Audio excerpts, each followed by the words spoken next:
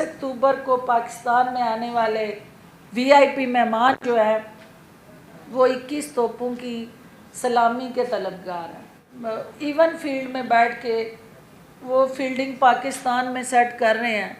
تو cricket world cup کا دورہ ہے، تو آپ کو بھی پتہ ہے کہ فیلڈنگ کپتان جو ہے وہ ڈریسنگ روم میں بیٹھ کے سیٹ کر ہی نہیں سکتا۔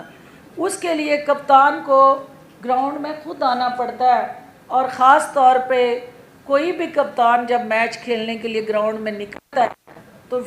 ٹاس کرنے کے لیے کپتان ہوتا ہے، تو اس کی ٹیم بعد میں آتی ہے، پہلے ٹاس آ کے کپتان کرتا ہے۔ تو جو کل میں نے رپورٹس دیکھی، آپ نے بھی دیکھی، تو 21 اکتوبر کو پاکستان میں آنے والے VIP مہمان جو ہے وہ 21 توپوں کی سلامی کے طلبگار ہیں، اور وہ 21 توپوں کی سلامی کے ساتھ پاکستان میں داخل ہونا چاہتے ہیں،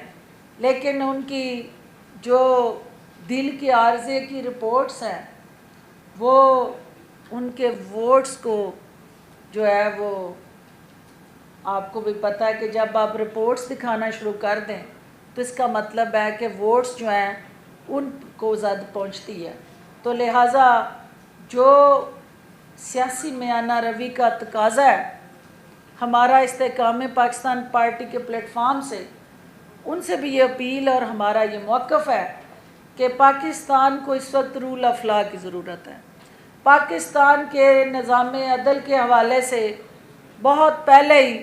انتشار اور انگلیاں اٹھ رہی ہیں، تو جو پاکستان سے محبت کرتا ہے اسے مائٹ از رائٹ کے کانسیپٹ سے نکل کے پاکستان کے نظام عدل پہ اعتماد کرتے ہوئے